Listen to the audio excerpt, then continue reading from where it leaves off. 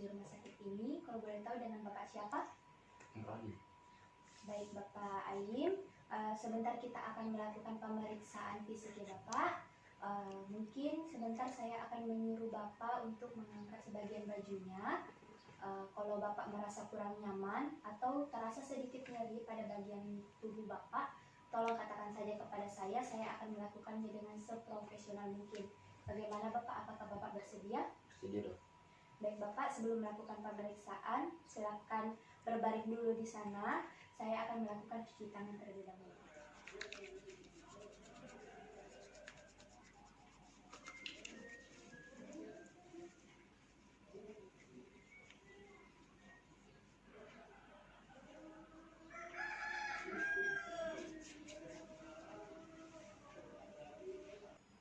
Pemeriksaan pertama yang kita lakukan di sini adalah menilai bagian penampilan umum dari pasien dari kepala sampai ke ujung kaki.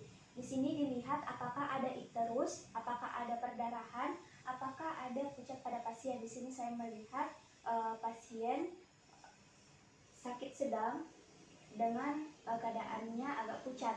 Kemudian di sini kita melakukan pemeriksaan pada bagian kepala atau wajah. Yang diperiksa di sini adalah bagian rambut, bagian mulut, hidung, dan mata. Di sini rambutnya itu diperhatikan apakah rambutnya ada yang rontok, ada yang jarang. Kemudian kita lakukan pemeriksaan pada bagian mata.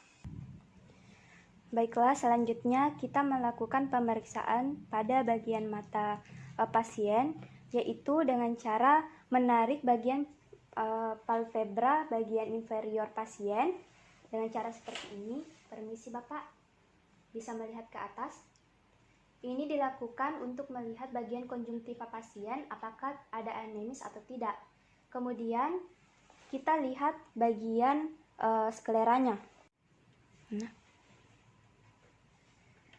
Selanjutnya kita lakukan pemeriksaan pada bagian sklera pasien dengan cara menarik bagian palpebra bagian atas atau bagian superior. Permisi Bapak, bisa melihat ke bawah, lihat kakinya. Di sini skleranya tidak terdapat icteris.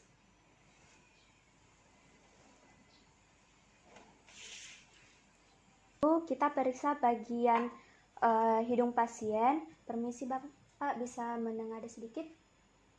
Di sini kita lihat apakah ada rhinorrhea atau tidak. Kemudian lakukan pemeriksaan pada bagian mulut pasien. Silakan Bapak dibuka mulutnya.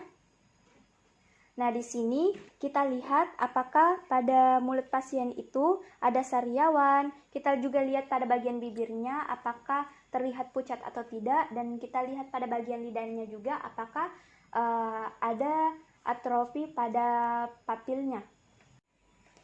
Baiklah, pemeriksaan selanjutnya adalah bagian ekstremitas atas pasien, yaitu bagian tangan. Di sini kita lihat terlebih dahulu apakah ada koilonychia kuku atau kuku sendok pada pasien. Kemudian kita lihat bagian lipatan palmarisnya untuk melihat apakah ada kepucatan atau tidak. Lalu kita periksa nadi pasien. Apakah ada takikardi yang terdapat pada pasien atau tidak. Kemudian di sini juga kita lihat apakah bagian tangan pasien itu terdapat purpura, terdapat peteki. Kemudian kita lihat juga apakah ada kelainan seperti artritis rheumatoid atau artritis gout, seperti bengkak, kaku, dan kemerahan pada lengan pasien. Selanjutnya kita lakukan pemeriksaan pada bagian abdomen. Permisi Bapak, bisa diangkat bajunya? Nah, di sini kita inspeksi terlebih dahulu. Abdomennya di sini datar, tidak ada scar, dan tidak tampak vena-vena yang melebar. Tidak ada juga penonjolan pada abdomen pasien. Kemudian kita lakukan auskultasi pada abdomen tersebut.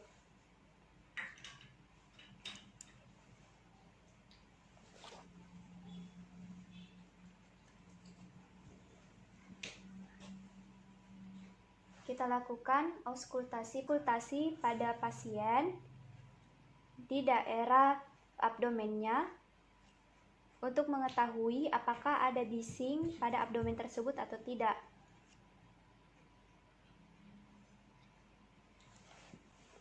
Selanjutnya, kita lakukan palpasi pada bagian abdomen pasien, yaitu palpasi dalam. Permisi ya Bapak. Kalau ada nyeri Bapak, silakan katakan ya.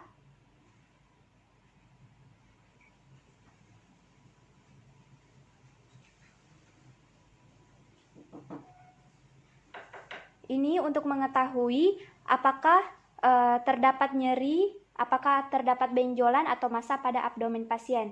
Kemudian kita lakukan pemeriksaan lainnya, yaitu pemeriksaan hepar. Di sini kita tentukan dahulu suprailiaka anterior superior pasien. Permisi Bapak, bisa diturunkan sedikit. Baik, di sini kita tentukan dulu. Kemudian setelah ditentukan, garis pemeriksaan itu sejajar dengan linea mid clavicula. Lalu kita lakukan palpasi. Kemudian kita suruh pasien untuk menarik nafas dan membuang nafas. Baik Bapak, tarik nafasnya. Buang. Tarik lagi. Buang. Kemudian jari-jari kita ubah posisinya ke arah kepala. Lalu ditekan sedikit. Baik Bapak, bernafas lagi. Ini dilakukan sesuai dengan irama perut. Baik Bapak, bernafas, tarik. Hembuskan lagi. Tarik lagi Pak. Hembuskan lagi. Selanjutnya, kita lakukan perkusi pada perut pasien. Permisi ya Pak. Jika ada rasa nyeri Bapak, tolong katakan ya.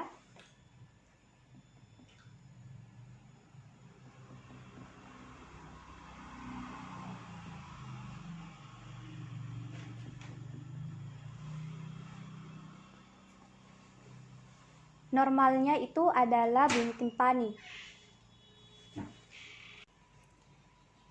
Baiklah, di sini kita akan lakukan pemeriksaan pada tungkai pasien. Di sini kita lakukan dulu inspeksi tungkai, apakah terdapat memar, apakah terdapat bekas garukan, apakah ada purpura yang menonjol, dan kita perhatikan juga apakah ada ulkus pada tungkai, terutama pada bagian malleolus medial dengan malleolus lateral. Kemudian di sini kita akan melakukan pemeriksaan kelenjar servikal. Nah, di sini pemeriksaan yang pertama itu kita lakukan palpasi pada kelenjar submental yang terletak di bawah dagu. Kemudian kita palpasi lagi bagian submandibula. Lalu kita palpasi bagian rantai jugular yang terletak bagian anterior dari musculus sternocleidomastoideus. Kemudian kita palpasi lagi bagian posterior musculus cleidomastoideus. Lalu kita palpasi bagian regio occipital.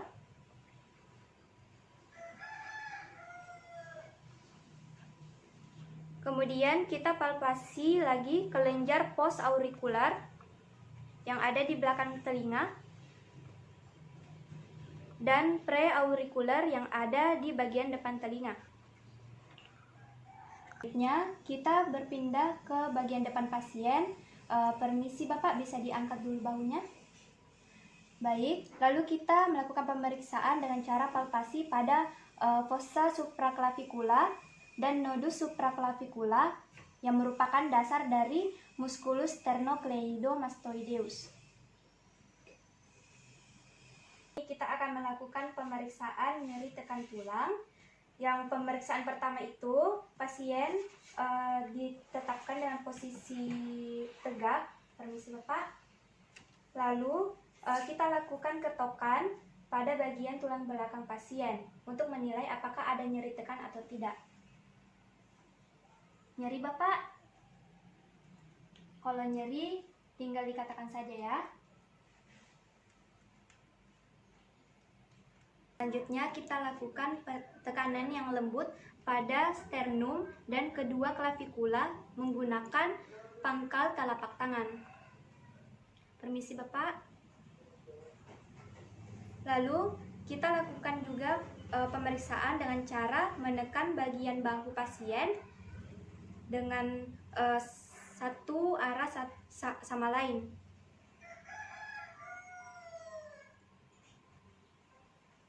Kemudian kita lakukan pemeriksaan pada bagian daerah aksila. Permisi Bapak, bisa diangkat lengannya. Dan kita lakukan penekanan yang dalam pada bagian aksila pasien. Permisi Bapak. Terasa nyeri Bapak? Maaf ya Bapak.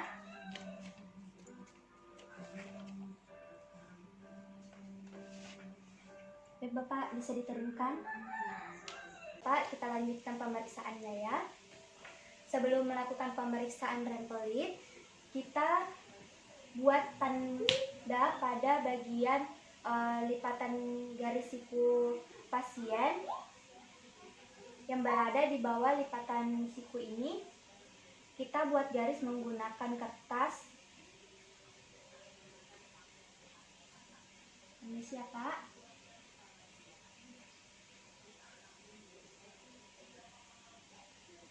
Kemudian setelah membuat tanda, kita lakukan pemeriksaan tekanan darah pada pasien untuk mengetahui tekanan darahnya.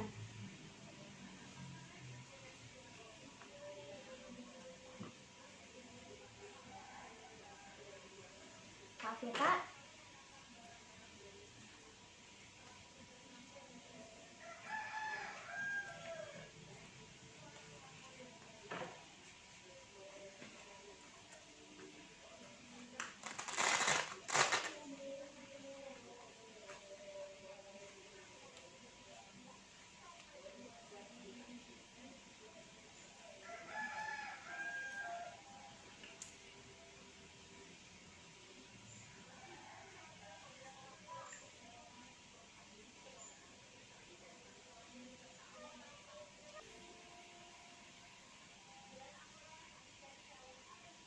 Setelah mendapatkan tekanan darahnya, kita gunakan rumus sistolik ditambah diastolik, kemudian dibagi 2. Nah, apabila kita sudah menemukan hasilnya, kita gunakan untuk dipompa kembali. Kemudian kita tahan 5-10 menit.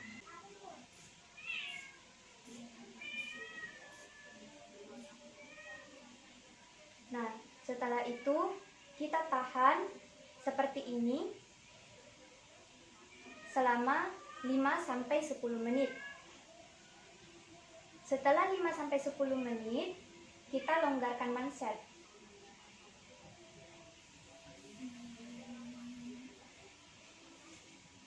Lalu kita lepas mansetnya. Ini siapa?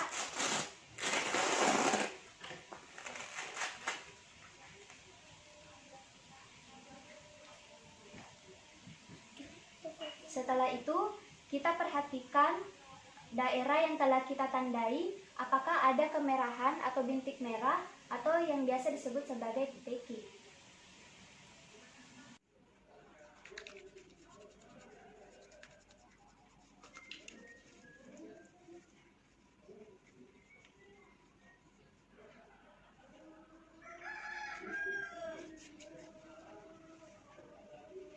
Baik Bapak, pemeriksaannya telah selesai ya. Jadi dari hasil pemeriksaan tadi, saya curigai Bapak menderita penyakit anemia ya Pak ya. Anemia itu artinya kekurangan darah Pak.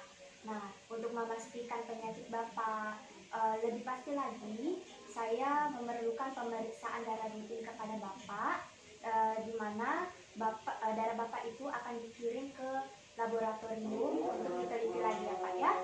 Kemudian saya membutuhkan pemeriksaan seperti besi dalam darah Bapak. Apabila hasil laboratoriumnya sudah keluar, apabila HB-nya Bapak itu terlalu rendah, kita perlu melakukan transfusi.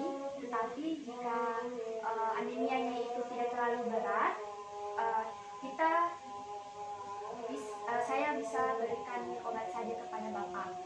Nah, bagaimana Bapak? Apakah ada yang ingin ditanyakan kembali? Tidak ada ya Pak. Terima kasih Bapak, pemeriksaannya telah selesai.